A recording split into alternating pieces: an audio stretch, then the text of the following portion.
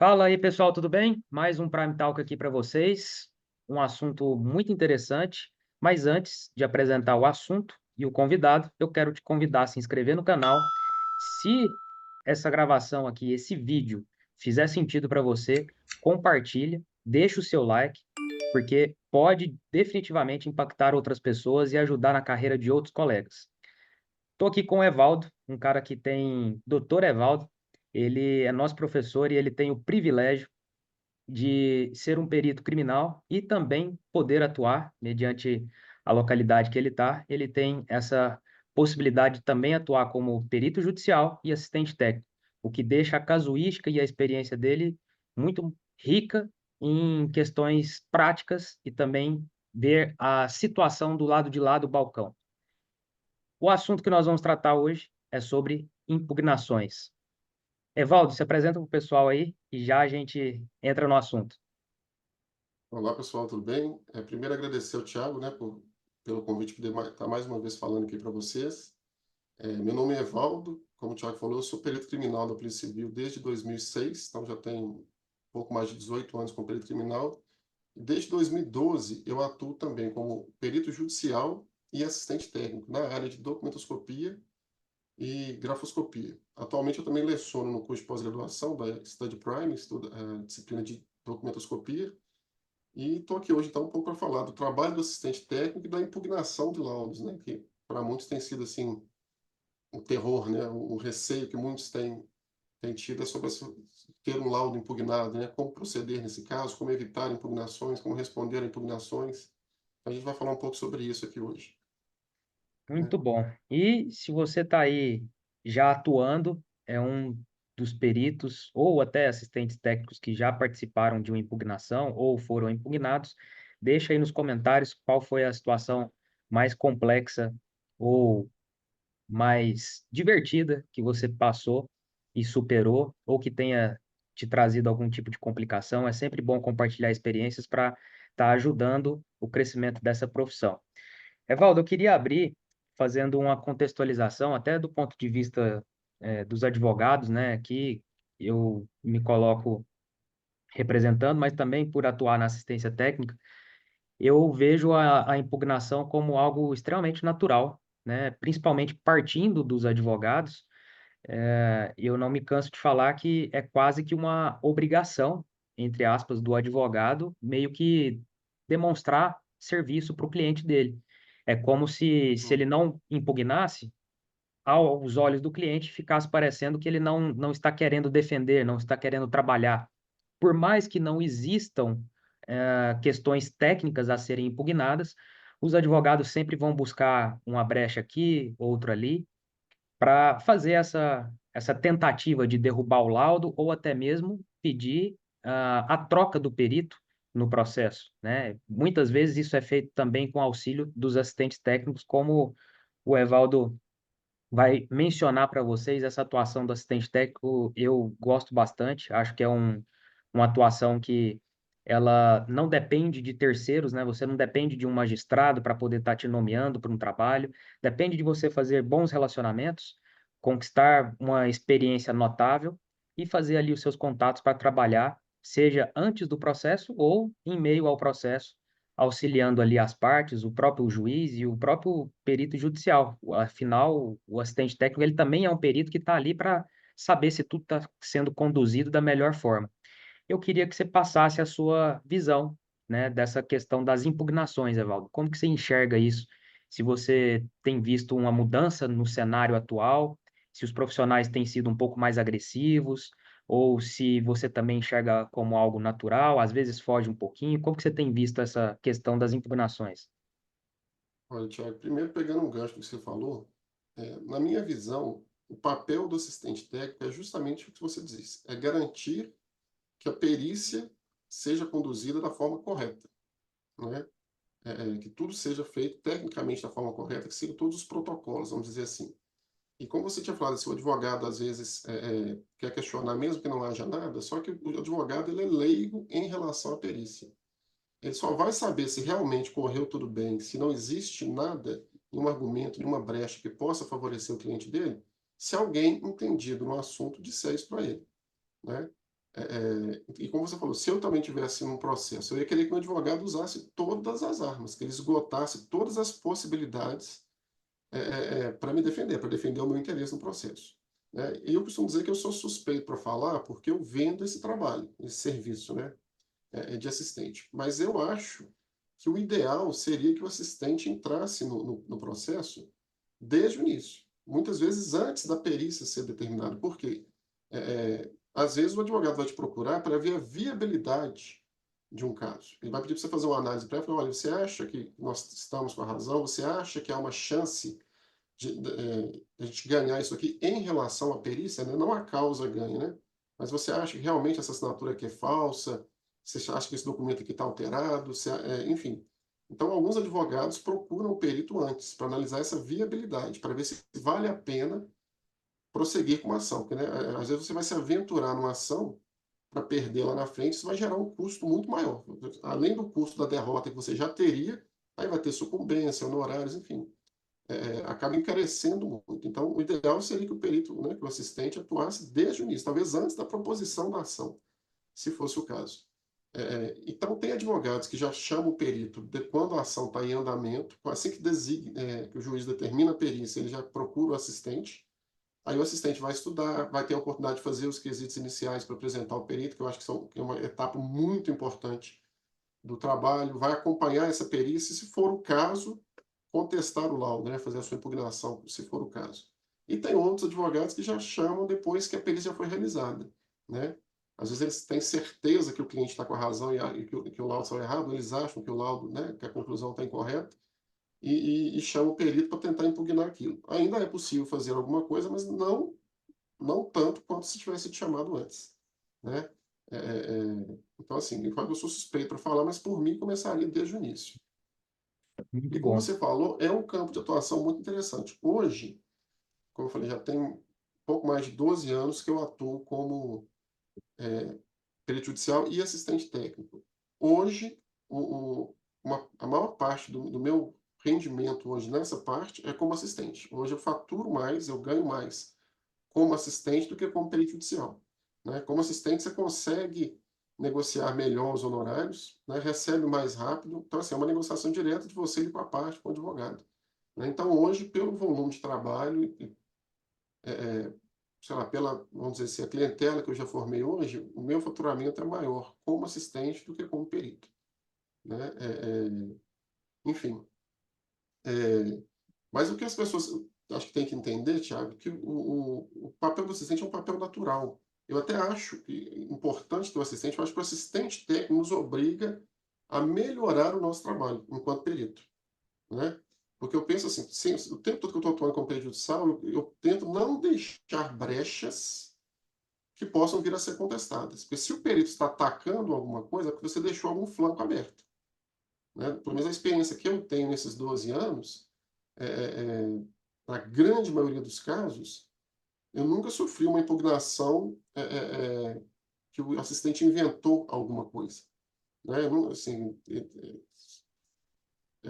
enfim, pelo menos nos casos que eu atuei, se o assistente ele vai no que ele acha que tem razão. Então, acho que ele nos obriga a trabalhar de forma melhor, de forma mais vigilante, para não deixar essas brechas. Né? Para não deixar o flanco aberto, senão a gente vai acabar sendo golpeado ali. E outra coisa também, uma coisa que eu acho interessante foi o seguinte, quando eu fiz meus primeiros cursos de grafoscopia fora da polícia, né, eu fui aprofundar um pouco mais, eu tive alguns cursinhos, assim, eu tive bons professores, como na parte técnica da grafoscopia, da documentoscopia, mas na época que eu comecei não era comum a gente estudar a questão da legislação. A gente aprendia muita parte técnica, mas não aprendia se portar no processo. Os cursinhos não focavam muito nisso. A gente recebia alguns modelos de petição ali para fazer proposta de honorários, enfim, mas a gente não aprendia a formalidade do processo, de como deve ser conduzido. Né? Só em 2015, quando entrou em vigor o Código de Processo Civil, né, o CPC de 2015, é que eu fiz um curso na Associação dos Peritos Judiciais aqui de Minas, chamada ASPEJUD. Então, teve um dos peritos, que também era advogado, ele destrinchou para a gente um novo código, a parte relacionada à perícia. Ele destrinchou todos os artigos relacionados a perjudicial, desde da questão da proposta de honorários, da apresentação de quesitos, de como é que você conduz as diligências, de dar ciência aos assistentes, às partes, impugnação, enfim. E aí eu me dei conta que eu nunca tinha tido uma explicação assim detalhada sobre isso. Hoje eu vejo que os cursos já ensinam mais isso. Os peritos hoje, pelo que eu acompanho, estão mais preparados em relação a isso, mas ainda falham em alguns detalhes, né? E como eu falei, a gente tem que procurar não deixar brechas no nosso trabalho para sofrer impugnação. Só que aí eu costumo dizer também o seguinte, Thiago, assim como no processo judicial, tem situações nos processos que o advogado vai questionar o mérito daquele processo, né? E tem situações que ele vai questionar a forma daquele processo. O que isso quer dizer? Dá um exemplo daquela Operação Lava Jato. Vários réus da Operação Lava Jato foram absolvidos ou tiveram as suas condenações anuladas, não porque necessariamente provaram que eram inocentes, mas porque os advogados identificaram que no decorrer do processo houve irregularidades, que que houve falhas no andamento, na condução do processo. Né? Então, não foi o mérito do processo, não foi o fato de eles serem culpados ou inocentes, mas se o processo foi conduzido de forma errada, ele foi anulado e aí a pessoa se livrou. Para o réu e para o advogado, eu tenho certeza que eles estão felizes. Eles não estão assim, ah, não, eu estou triste porque eu ganhei a causa aqui, mas não porque eu provei minha inocência. O processo foi anulado por uma falha, que triste, eu não aceito. Não, ele está super feliz. O Na resultado prático perícia, no final é o mesmo. isso, o resultado é o mesmo. E na perícia é a mesma coisa. Por exemplo, quando o advogado te procura para impugnar um laudo, se o laudo não foi favorável a ele, se ele entende que o resultado do laudo não é favorável à tese dele, ele quer anular aquele laudo, ou no mínimo repetir a perícia para, né, ter uma outra chance.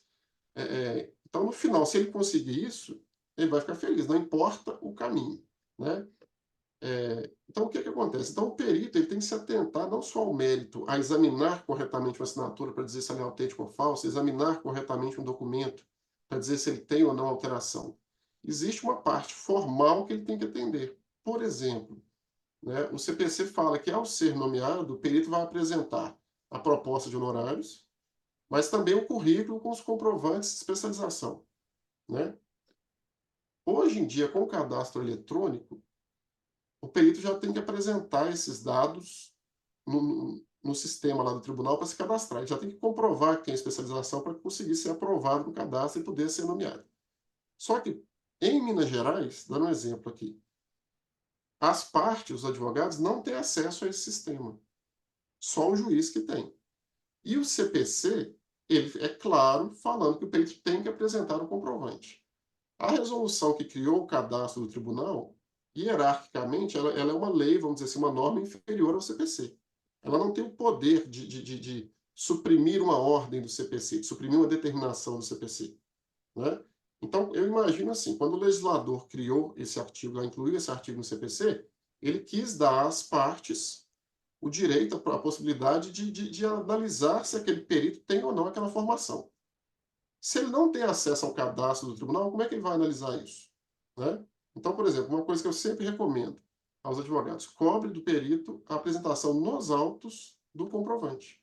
E por incrível que pareça, tem perito que prefere ser destituído do que apresentar o comprovante. Fica insistindo, já está lá no cadastro, já está lá no cadastro, já está no cadastro.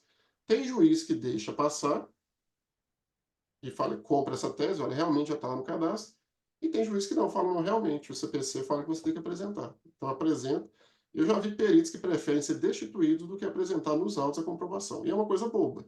Né? Ah, Evaldo, você consegue impugnar muitos laudos com isso, derrubar muitos laudos com isso? Não. Mas é um argumento. Então eu falo a primeira.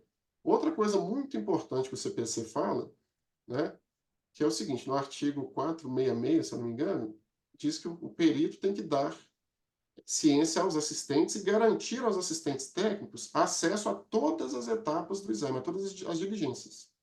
Né? Com antecedência mínima de 5 dias. Lembrando que no CPC todos os dias, todos os prazos são contados em dias úteis. Né? E no artigo 474, ele fala que tem que dar ciência às partes do início da perícia. São 2 artigos diferentes. 474 tem que dar ciência às partes, o 466 tem que garantir aos assistentes técnicos o acesso a todas as etapas do exame. que isso quer dizer? Mesmo quando não tem assistente técnico, ele tem que dar ciência às partes. 466 fala uma coisa, 474 fala outra. Então, tem perito que entende que se não tem assistente, ele simplesmente não precisa avisar da perícia. Aí você está, né, um belo dia, pousa um laudo lá no processo. Né? O perito é nomeado, faz a proposta, ou às vezes justiça gratuita nem tem proposta, as partes assustam o laudo lá. Então, assim, que é outro motivo de impugnação, e esse aí já é um motivo mais grave. Você alegar que o perito não deu ciência às partes, isso pode ser entendido como cerceamento de defesa. E aí sim eu já vi vários laudos caírem pela alegação de cerceamento. O perito não avisou, é, é, o perito não avisou, eu não tive acesso nas partes, não cumpriu o CPC, cerceamento de defesa. Aí eu falo assim, o juiz ele não gosta, se tem uma coisa que ele não quer de jeito nenhum, é ter uma sentença reformada. É dar uma sentença, ela ir para o tribunal e voltar com uma ordem lá, assim, anula a sentença, repita o processo, porque houve uma falha lá atrás.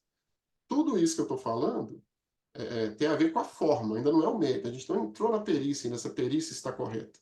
Isso são medidas que o perito tem que tomar antes da perícia. A Né? famosa burocracia, né, que precisa ser respeitada dentro do processo judicial.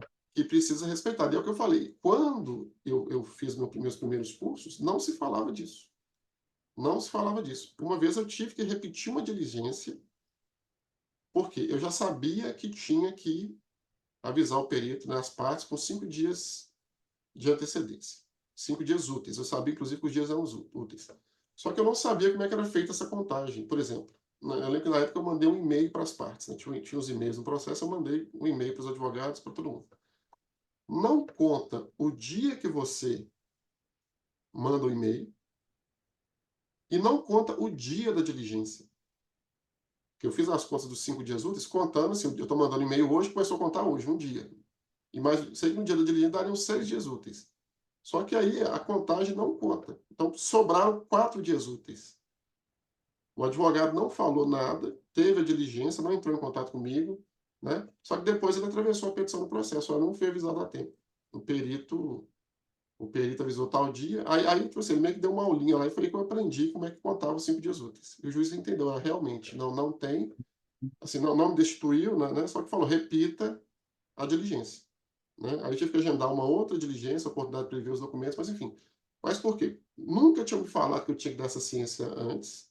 Quando eu aprendi, né, que eram 5 dias úteis, não me atentaram, não me explicaram como é que calculava. Então, tipo assim, não tem nada a ver com a qualidade do trabalho, se a minha conclusão estava certa ou não. Tem a ver com a forma. Né? Aí, por exemplo, aí tem alguns peritos poucos casos, mas que meio que tenta driblar isso. Por exemplo,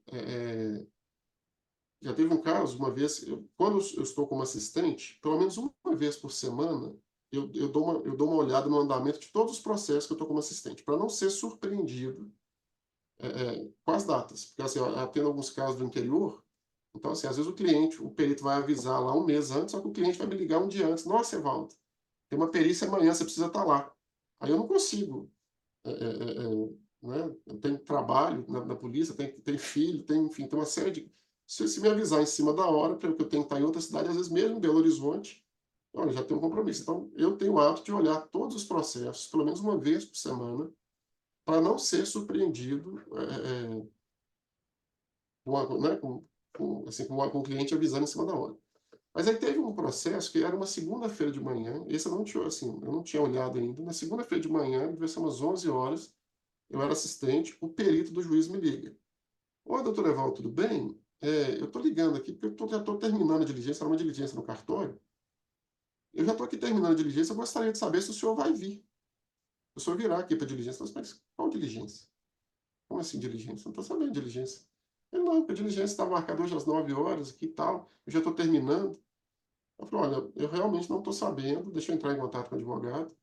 O que o perito fez? Ele juntou uma petição na sexta-feira à tarde, nos autos, comunicando a diligência na segunda-feira, 9 horas da manhã. Então, assim, não dava tempo de intimar, né? Lembrando que A galera já ah, tinha aplicado o sextou há muito tempo. não eu falo Tempo assim, de porque o que ninguém saber. acontece? No PJE, a gente tem que ficar atento a uma outra coisa. Porque é o seguinte, o prazo dos 5 dias úteis não conta a partir da hora que você junta a petição nos autos. Você tem que dar tempo da, da, da secretaria intimar as partes. Então, alguém da secretaria tem que ver que você juntou, tem que movimentar o processo e intimar as partes.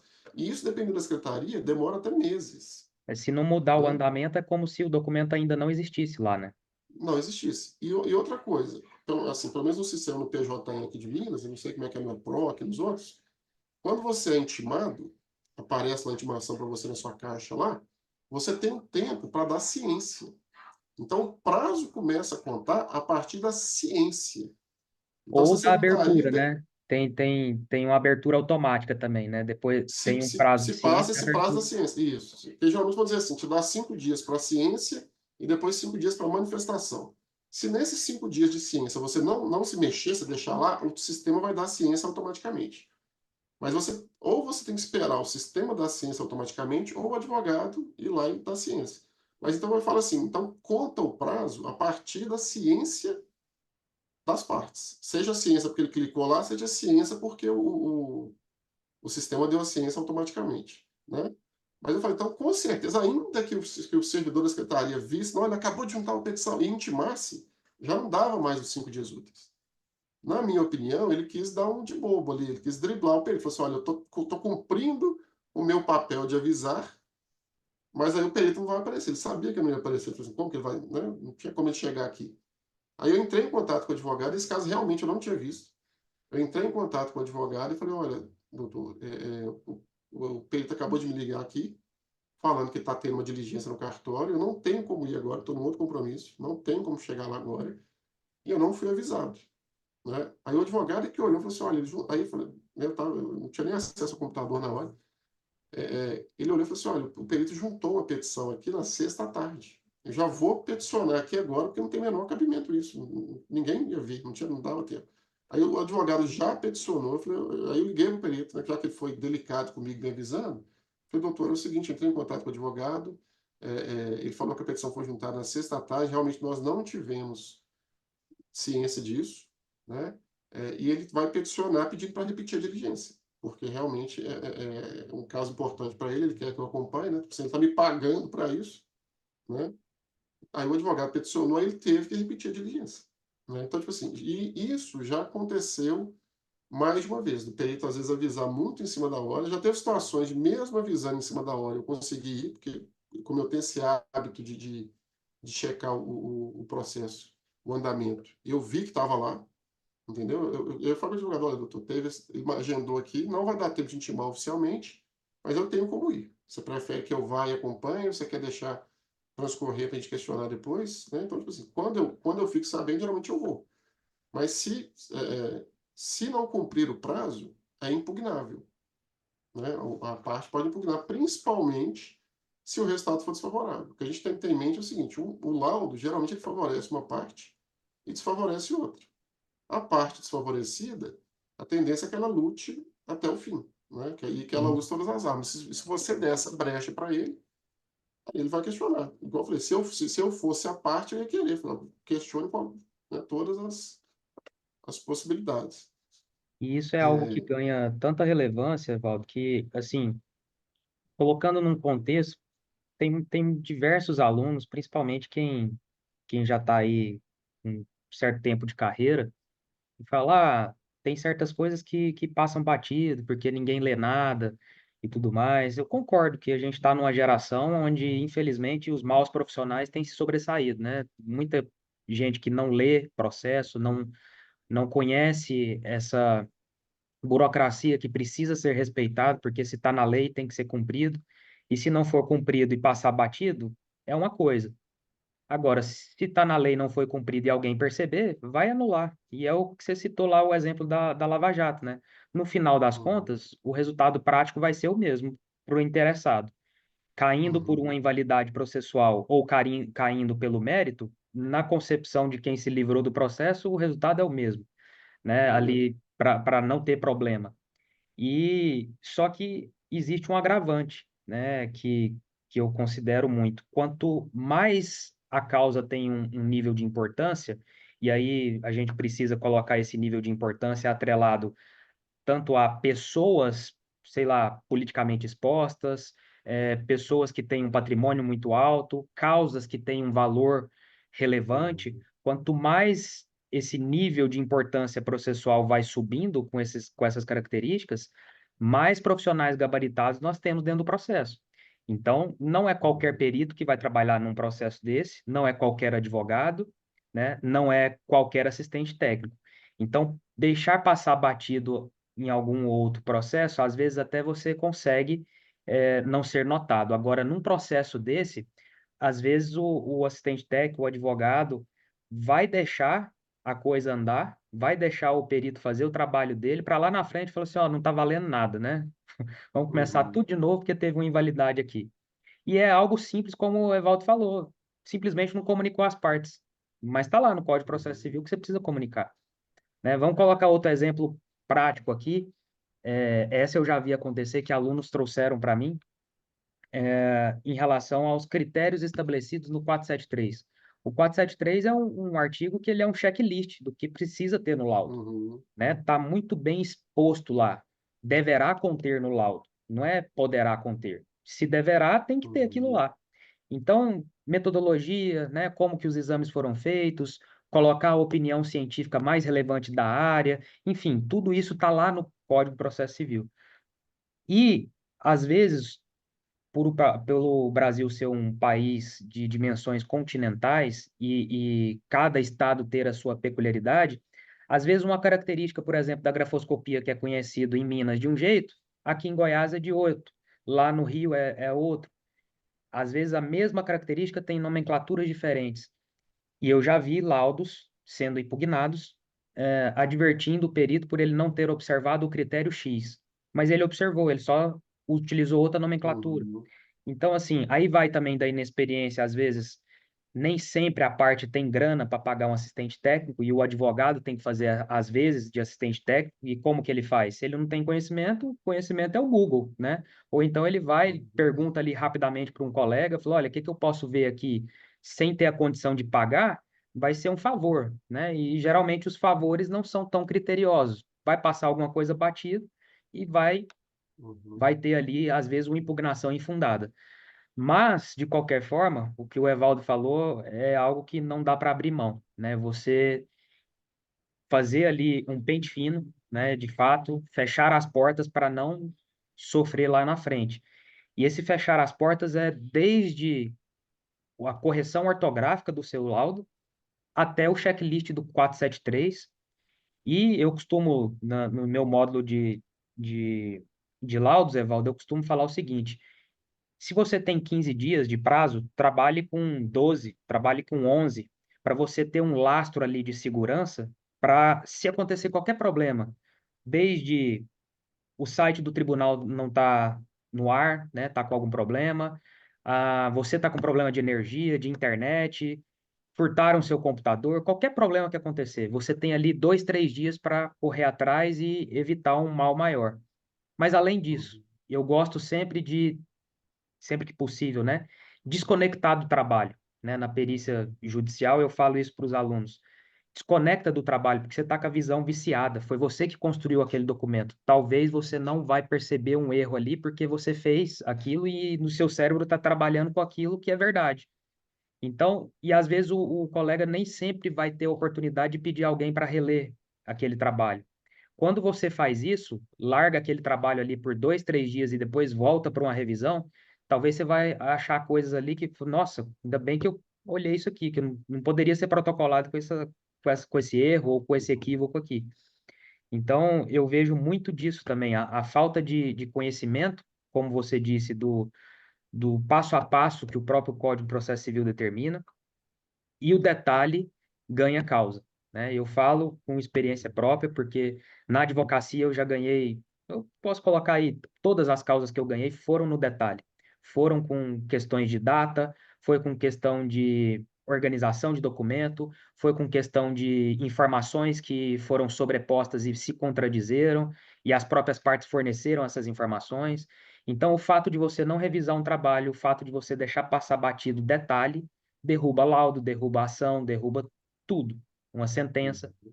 E aí, nessa vertente aí, nesse viés, Evaldo, eu queria que você comentasse ah, o controle emocional, né, que o perito precisa ter para quando chegar uma impugnação dessa, ele não achar que o mundo dele caiu, né? Porque muitas vezes os advogados e os assistentes técnicos, eu acho equivocado isso, porque uma hora ou outra você pode estar no outro lado do balcão, né? Atacar a figura do profissional, eu nunca acho prudente, né? Atacar a pessoa que está ali, eu nunca acho prudente.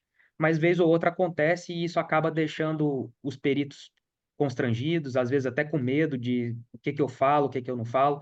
Qual que é a sua percepção desse cenário quando acontece? Olha, é o seguinte, Thiago, como você falou, a impugnação é uma coisa natural, né? O fato de alguém impugnar o seu laudo não quer dizer que você está errado, não quer dizer que ele tem razão no que ele está falando, não quer dizer que o juiz vai acatar a argumentação dele. Como você falou, às vezes é uma impugnação genérica, o advogado assim, impugnou de forma genérica.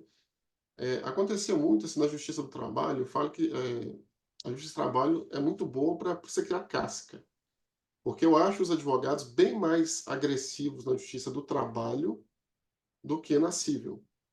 Nos processos trabalhistas é comum, você faz o laudo, entrega, achando que está lindo, aí vem o advogado da parte que não foi favorecida, né?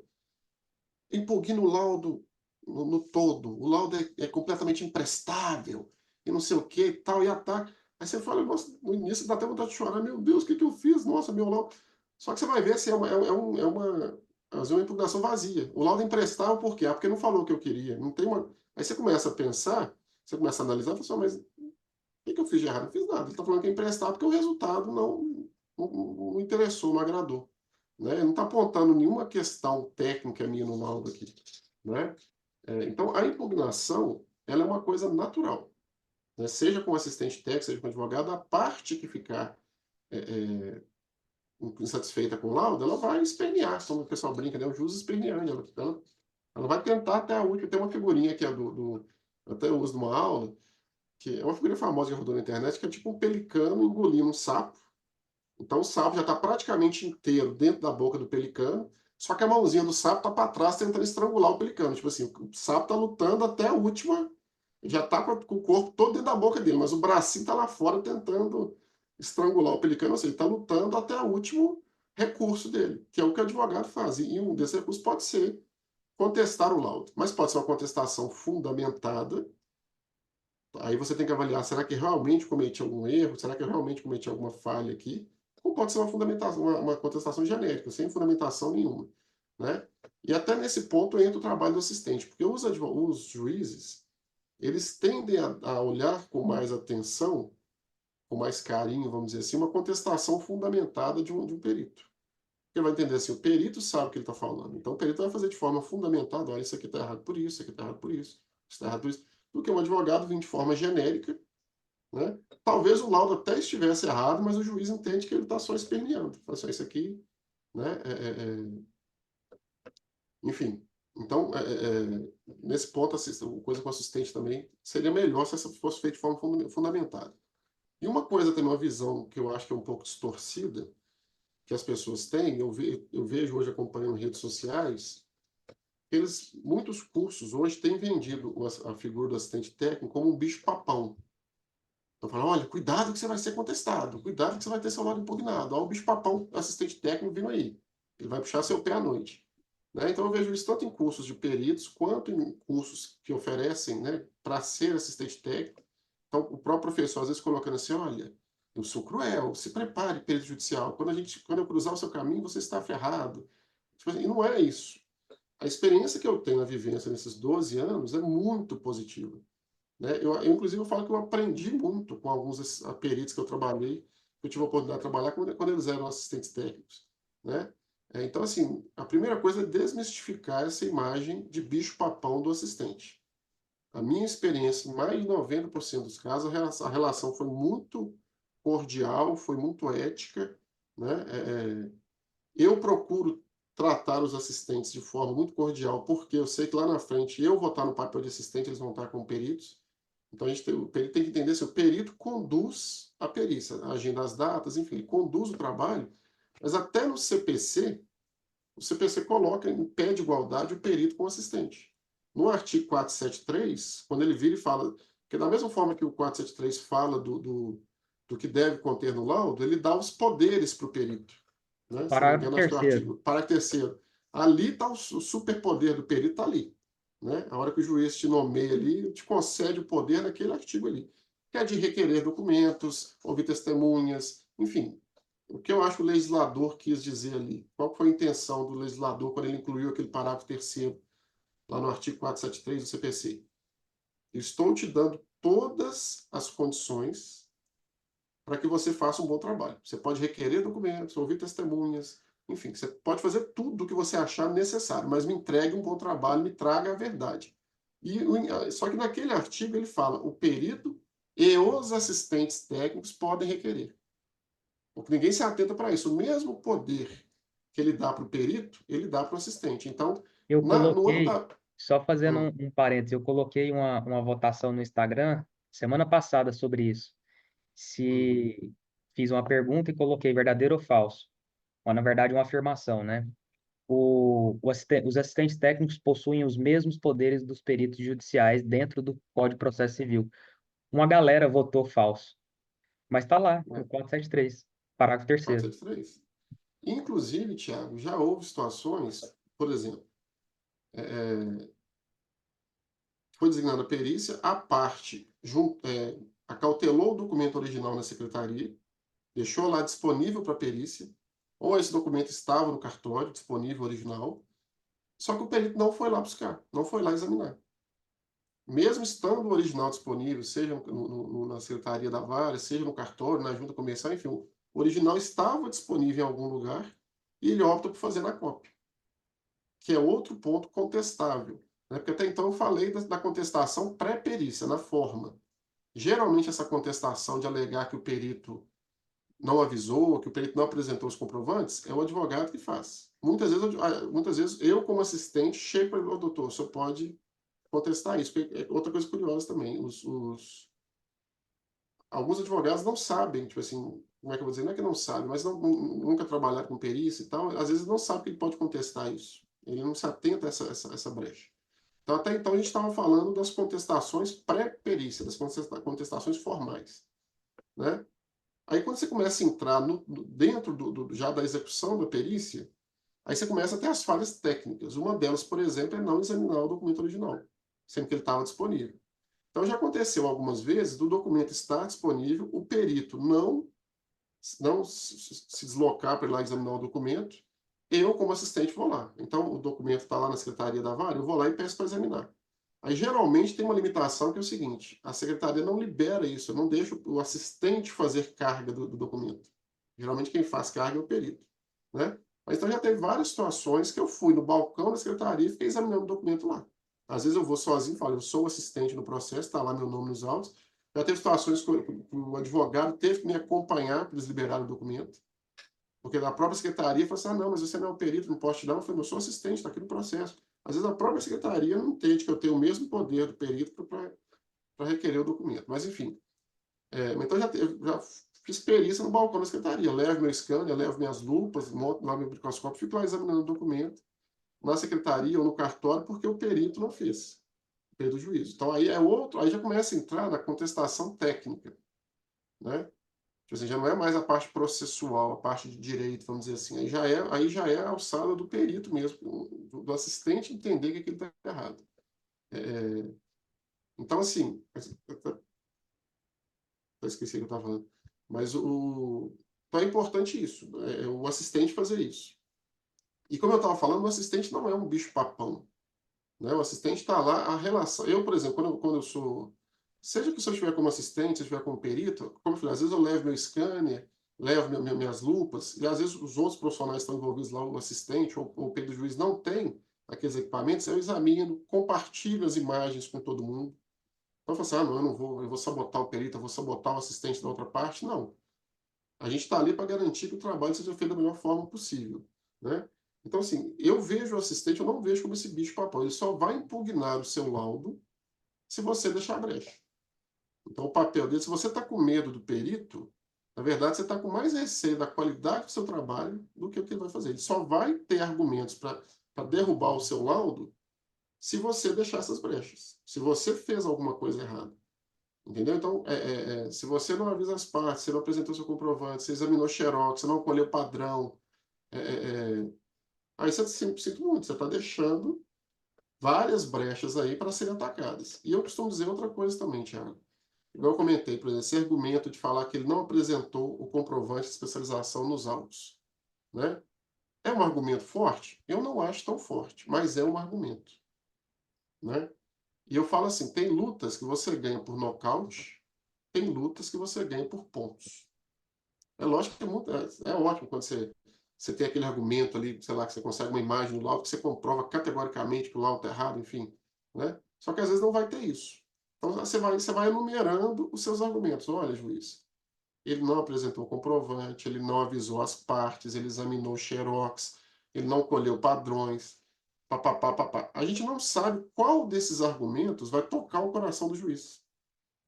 Qual desses argumentos que vai ser a gota d'água para virar a convicção do juiz que realmente esse laudo não está confiável, né?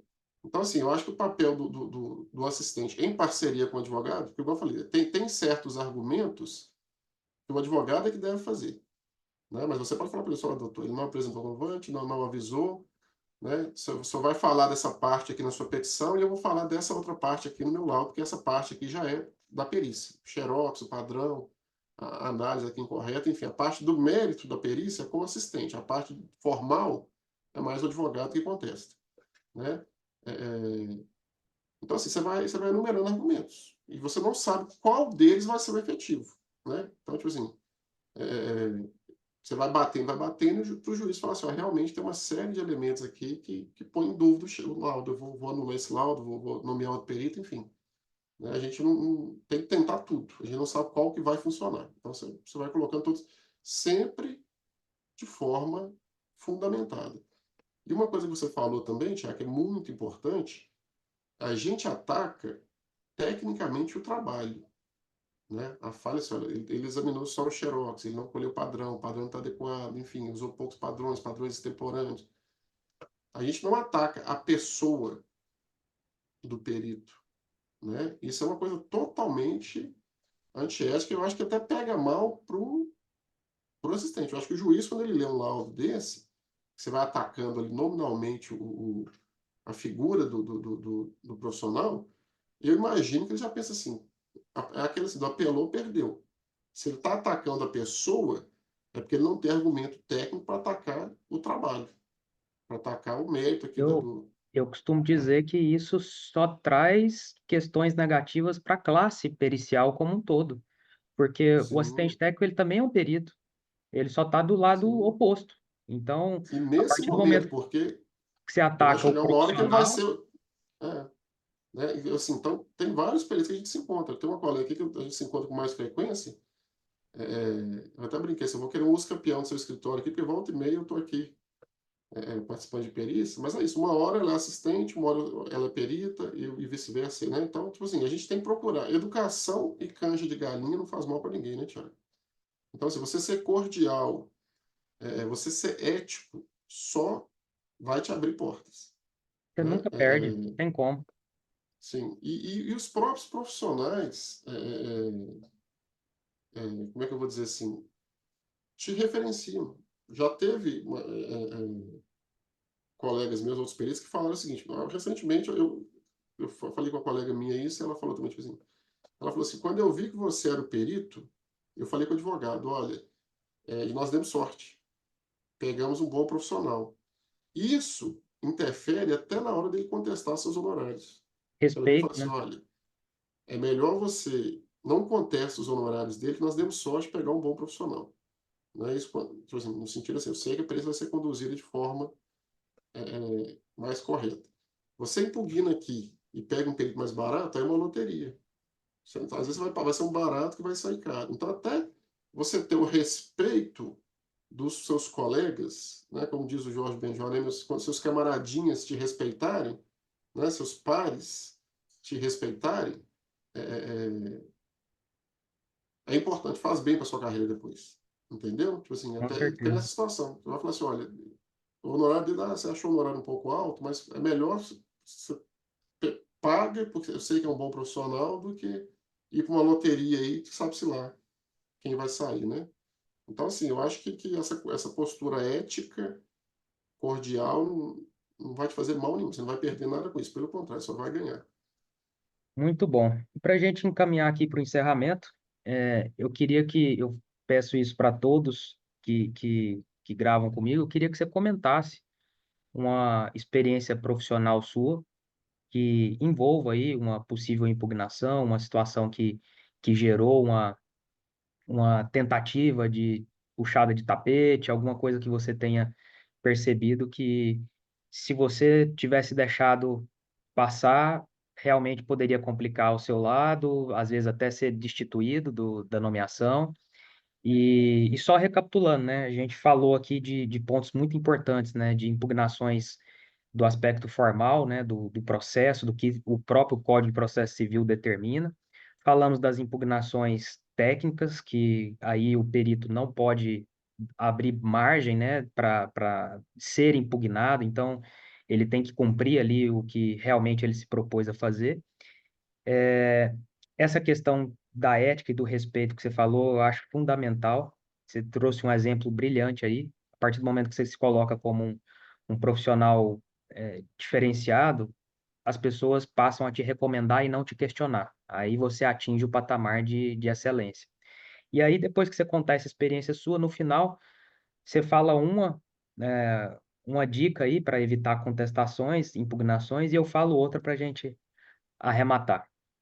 Ok. Tiago, assim, eu vou contar dois casos rapidinho aqui. Um que eu estava como assistente, outro como pedido do juízo. Como eu falei, na grande maioria dos casos, na grande maioria, mais de 90% dos casos, mais de 95% dos casos, a minha relação com os assistentes sempre foi muito boa, né? É, é, tanto eu como perito me relacionando com os assistentes, eu como assistente me relacionando com os peritos. Então, assim, não é esse bicho papão. Então, acho que a primeira coisa é desmistificar essa ideia de que o assistente é um bicho papão que vai puxar o pé do perito à noite. Não é isso. Mas eu tive um caso recente, esse caso ele nem teve um desfecho, em que eu era o perito do juízo, fiz a perícia e, como eu falei, uma das partes sempre vai ser favorecida, a outra não, né? E, coincidentemente, a parte que foi favorecida pelo resultado do laudo, vamos dizer assim, ela era irmã de um perito criminal aposentado. O irmão dessa parte também foi perito criminal, né? Das antigas, assim, que já se aposentou há muito tempo, não o conheço. O que a parte desfavorecida fez? Ela ligou para uma seção de perícias do interior, onde esse perito trabalhou, gravando essa ligação durante todo o tempo. Então, a pessoa que atendeu lá né, a gravação na sessão de perícias, ele virou e falou assim: ah, aqui é fulano, eu queria saber, ciclano trabalhou aí? Que era o irmão da parte. Aí a parte que atendeu o telefone estava lá falando, assim, trabalhou aqui sim. Aí ele virou e falou assim: e o Evaldo trabalhou aí também, né? Já falou afirmando: o Evaldo trabalhou aí também, não foi? Tipo assim. Aí a parte: quem? Aí ele falou assim: o Evaldo Pinheiro Amaral. Aí a parte: trabalhou, trabalhou. Isso tudo ele gravando. Só que aí a pessoa virou e falou assim: não, só que quando eu cheguei, eles já tinham saído, já não trabalhavam mais aqui. Aí o cara falou assim: eu vim para cá em 96. E quando eu cheguei, eles já tinham saído. Ou seja, ele quer dizer que eu trabalhei lá antes dele chegar em 96. Eu entrei para a polícia em 2006. Então, assim, ele confundiu os nomes, não sei se teve outro Evaldo lá, mas com certeza não era eu. Ele falou assim: cheguei aqui em 96, eles já tinham saído. Então, o que o cara quis fazer? Ele quis criar uma situação de suspeição, falando que eu era amigo, que eu tinha trabalhado junto com o irmão da parte. Então, que eu seria suspeito. O juiz me intimou para explicar, mas já que foi levantada essa questão da suspeição, o juiz não me conhece, você explica essa situação aí. Aí o que eu falo é o seguinte: quando você recebe uma impugnação, você não pode entrar na pilha, você não pode apelar, você não pode descer do salto, né? Senão você cai no Aí eu jogo falei assim: da você estratégia. entra no jogo da parte. E é uma estratégia, às vezes desequilibrar o perito, mostrar que ele não está sendo parcial, que ele tá tomando o lado de uma das partes, é uma estratégia. Pode não ser a mais honesta de todas, mas, enfim. É aquilo que eu falei do sapinho lá tentando estrangular o pelicano, né? Aí eu respondi, eu falei: olha, é, eu entrei para a polícia em 2006. trabalhei só em 2 lugares, até 2016 eu trabalhei em tal local, 2016 até atualmente eu estou no Instituto de Criminalística, na documentoscopia. Coloquei uma cópia do meu histórico funcional, né, para provar que tipo assim, eu nunca trabalhei naquela regional que ele tinha ligado, que ele tinha falado. Falei, desconheço as pessoas envolvidas na gravação, não conheço ninguém que foi citado na gravação, nem a pessoa que atendeu o telefone, nem esse irmão da parte, enfim, não conheço ninguém. Simplesmente informei, falei, não trabalhei, não conheço. E coloquei no final, assim, que eu requeri que fosse apurada a responsabilidade pelas informações prestadas e que fosse tomadas as medidas cabíveis. Eu nem falei que contra fulano, contra Beltrano, porque se o cara ligou, mas o outro lá também confirmou. Achei estranho como é que ele confirma que eu trabalhei lá, né? Com certeza ele não me conhece, é impossível ter trabalhado lá em 96, eu entrei para a polícia só em 2006, mas enfim. Mas ele só coloquei assim, olha, apure a responsabilidade pelas informações e tome as medidas cabíveis. Eu acho que é o mínimo que uma pessoa que está sendo caluniada ali, que está, né, tá sendo vítima de uma informação falsa, pode fazer. Olha, eu quero que apure a verdade. Mas de forma sem apelar, entendeu? Aí, passados alguns dias, o assistente dessa parte que, né, desfavorecida, a mesma que tinha feito a gravação, me ligou falando, olha, doutor Evaldo, aqui é fulano, eu sou assistente da outra parte e tal. A gente tinha se encontrado, né, durante a perícia. Eu só queria falar com o senhor que eu vi a manifestação da parte lá, eu não sabia disso, não fui eu que recomendei ele fazer isso, não fui eu que aconselhei, eu não sabia, não falou nada. Eu falei, não, beleza, tudo bem, sem problema. Não, mas eu queria dizer para o senhor que, nossa, eu não sei por que ele fez isso, não fui eu que falei, insistindo no assunto. E eu só, não, tudo bem, sem problema. Assim, não vou render o assunto. Já tinha achado muito estranha aquela ligação, né? Aí acabou que acho que ele insistiu lá algumas vezes, acho que ele viu que eu não ia render o assunto, aí então tá, tchau, tchau.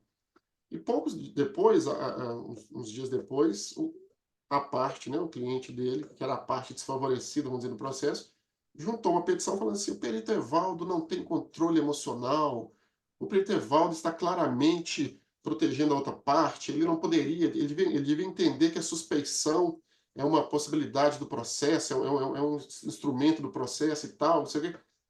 O que que eu acho, né? Eu acho que essa gravação, que essa ligação, desculpa, essa ligação que o assistente fez, e eu entendi que ele estava me provocando a falar alguma coisa ali, eu acho que ele esperava que eu soltasse os cachorros.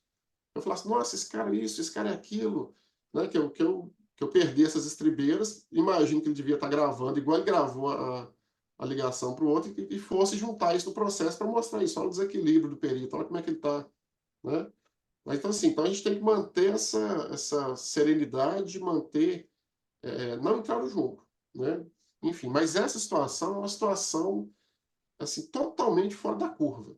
Isso em 12 anos de atuação. Essa situação até agora não teve um desfecho, porque depois dessa manifestação dele, falando que eu não tinha equilíbrio, que eu, enfim, que eu estava. Aí foi concluído para o juiz ainda não despachou. Eu estou muito otimista, porque assim, eu sinto que eu estou com a razão. Para mim está muito claro ali, quem ouvia a gravação, eu falei, como é que eu estava lá em 96, enfim, esse caso não teve um desfecho. Mas foi uma situação totalmente fora da curva. Assim, eu nunca tinha vivido uma situação parecida com isso, das partes tentarem armar uma situação flagrante, assim, uma situação totalmente mentirosa para criar essa suspeição, entendeu? Isso é uma situação totalmente fora da curva, uma situação única em 12 anos de atuação.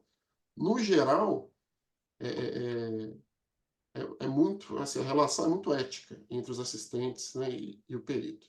E o outro caso que eu iria contar, aí nesse eu já estava como assistente, era uma perícia numa cidade do interior de Minas. Da mesma forma, o que acontece? O perito juntou na quinta-feira à noite, no final da tarde, assim, uma petição agendando a perícia para segunda-feira de manhã na cidade do interior. E o mais interessante é que ele só falou assim, a perícia será tal dia, 9 horas da manhã. E não informou nem o endereço. Ele não falou se vai ser no meu escritório, foi na casa dele, não foi nem, né? Só que nesse caso eu olhando o processo, eu vi que tinha juntado a petição, liguei para o advogado e falei, doutor, ele agendou a perícia para segunda-feira. Só quer que eu vá, só quer que deixe sem ir, alegue que ele não avisou a tempo. O advogado falou, olha, eu prefiro que você vá para a gente não dar margem, né? Ele não pediu o meu cliente para comparecer, para fornecer padrão. Não, ele só colocou assim, a perícia será tal dia às 9 horas, ponto.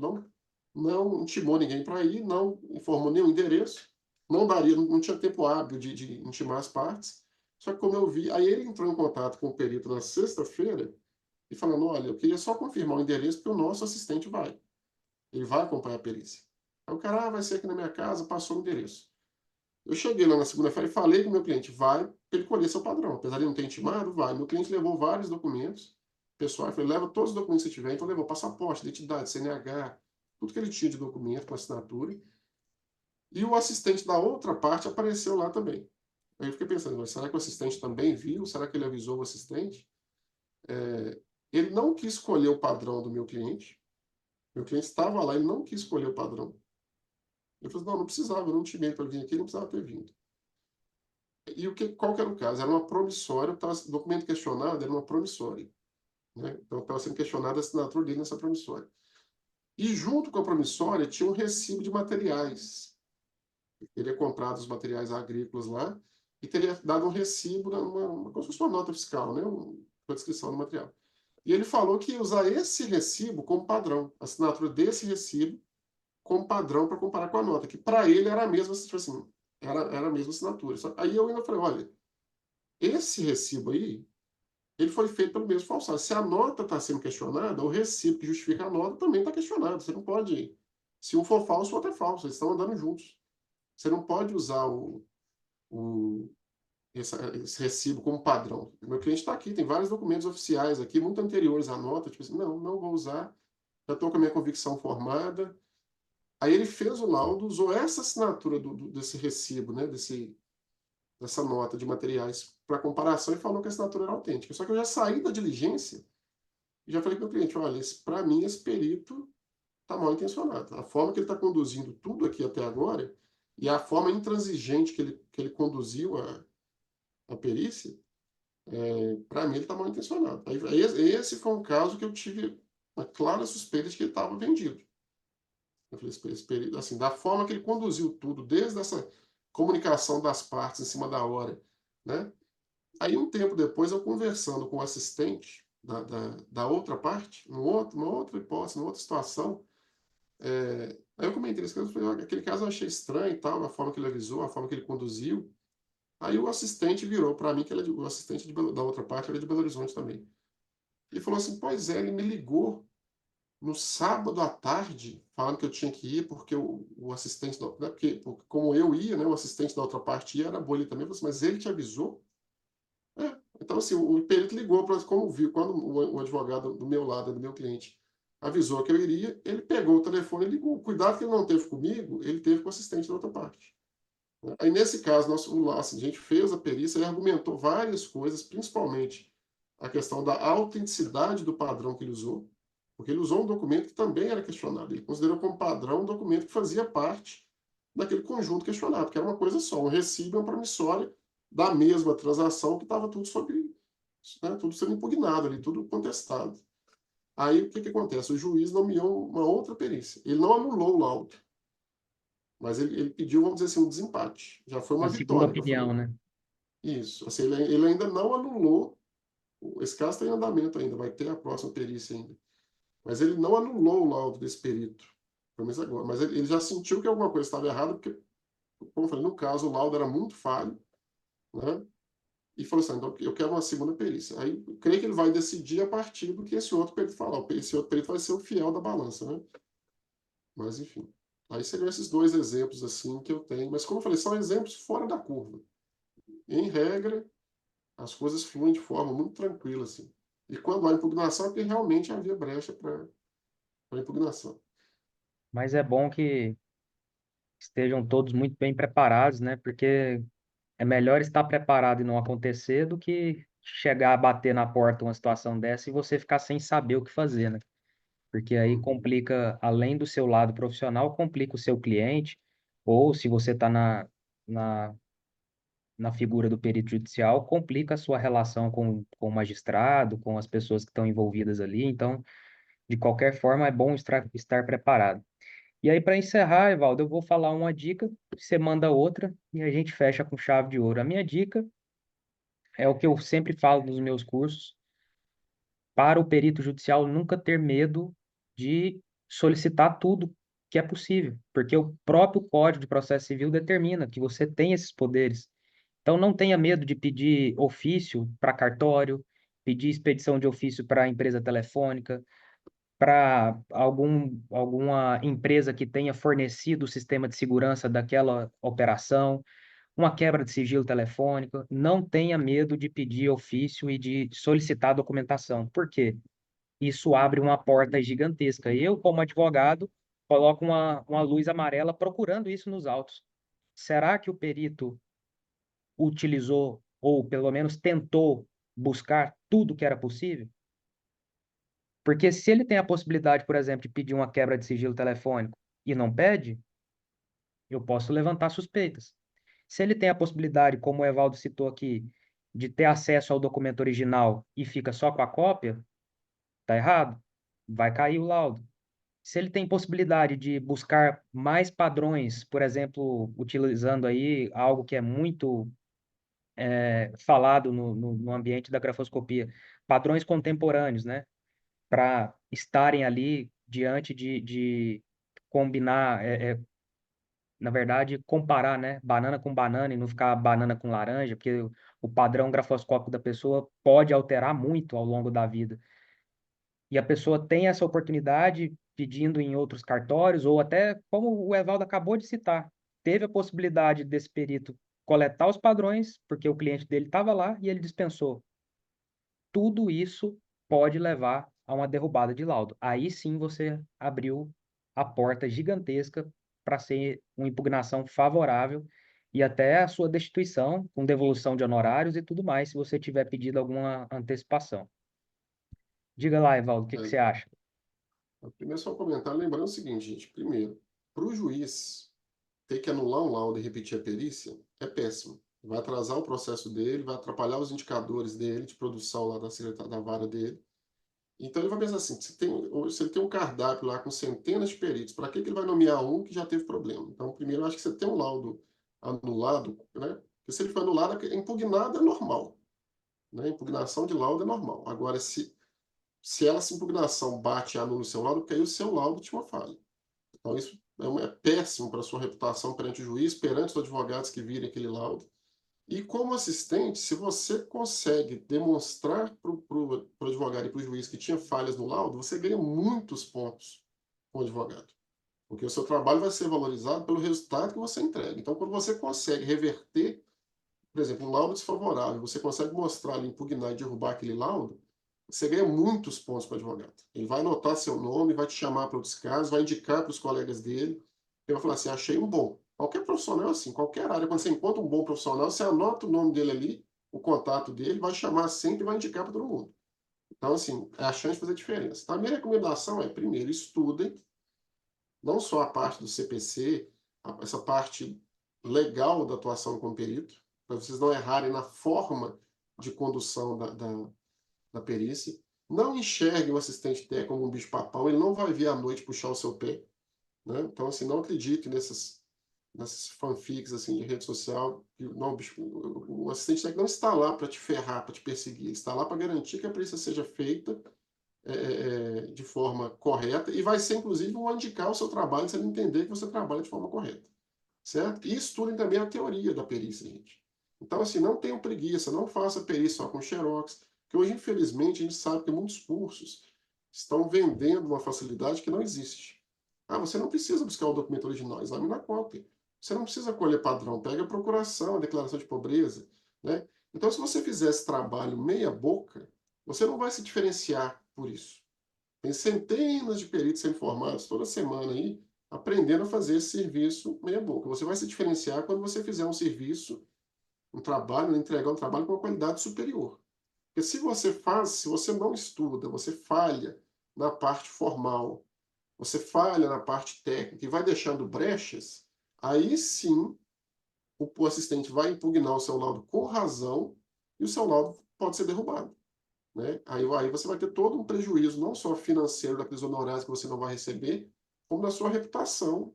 Né? Então, você não vai se diferenciar fazendo esse servicinho básico e, na minha opinião, mal feito, né? Só com xerox, com um pouco padrão, enfim.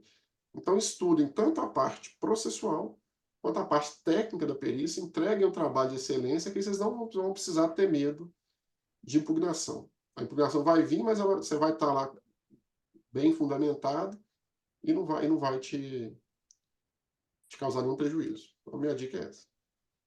Muito bom. Pessoal, espero que vocês tenham gostado.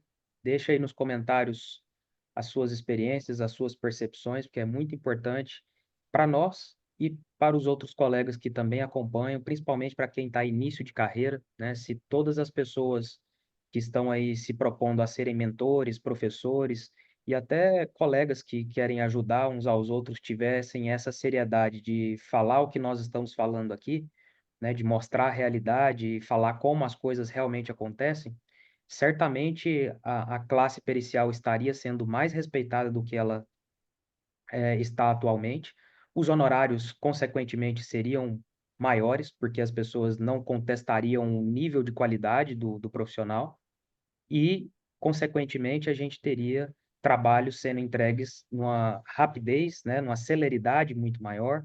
Os magistrados ficam mais contentes, o processo caminha mais rápido, os advogados, por mais que vão bater, como nós falamos aqui, eles não vão ter o que bater, porque foi pautado na ciência, com muita qualidade e dentro do que você examinou, né? Uma coisa é você levantar algo que não existe. Outra coisa é você provar com o que está dentro do próprio processo e com o que você buscou. Então, a ciência está aí para isso.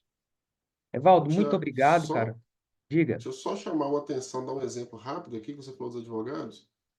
Um dos primeiros casos que eu atuei como assistente técnico, o advogado chegou até mim por um laudo que eu fiz. Ele foi advogado em um processo que eu atuei. A parte que ele defendia perdeu o processo e mesmo assim ele me procurou como assistente. Eu lembro na época eu perguntei, ele falou, como é que você chegou ao meu contato? Porque eu não fazia muita divulgação, então, como é que você, né, como é que você chegou até mim? Ele falou assim, você lembra aquele processo que você atuou e tal? Eu falei, sim, tal. Ele falou, pois é. Aí eu ainda pensei, ele deve ser da parte que ganhou o processo, né? Aí ele falou, não, eu sou da parte que perdi, e brincou assim, eu perdi o processo por causa da sua perícia, do seu laudo. Ele falou, brincando, eu perdi por sua causa. Aí eu falei para ele assim, não, mas então você sabe que eu estava certo, né? Se você está aqui comigo agora, está me procurando, é que você sabe que eu estava certo, senão você não estava me procurando. Mas então assim, até o advogado que perder a causa por causa do seu laudo, né, do resultado da sua perícia, se ele vir que foi bem feito, ele vai te procurar depois. Ele falou assim, olha, eu perdi, mas eu tô vendo que esse cara aqui, a hora que eu precisar de um perito bom, eu vou nesse cara aqui. Entendeu? Então, Um assim, dos melhores reconhecimentos que existe é do seu inimigo, né? Do seu adversário. é, ele perdeu a ação e tá te procurando, isso para mim né? E como eu falei, Muito você bom. ganha o respeito dos seus camaradinhas também, dos seus pares, né? Dos seus colegas, que às vezes eles mesmos vão te indicar, né? Perfeito. Evaldo, muito obrigado aí pelo seu tempo, pelas experiências compartilhadas aqui, né? Por toda a sabedoria compartilhada. São anos de vivência e com a sua experiência profissional dos dois lados, né? Dos três lados, perito oficial, perito judicial e assistente técnico. Então, você tem uma visão tríplice aí da questão.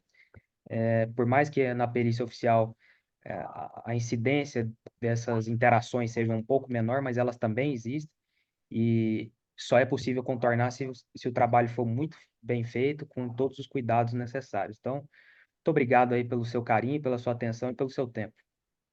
Eu agradeço o convite, Thiago, e estou sempre à disposição aí. É um assunto que eu adoro falar, então estou à disposição para outras oportunidades, tá? Um Tamo grande abraço para junto, todo mundo. até a Fica próxima. com Deus aí. Até mais.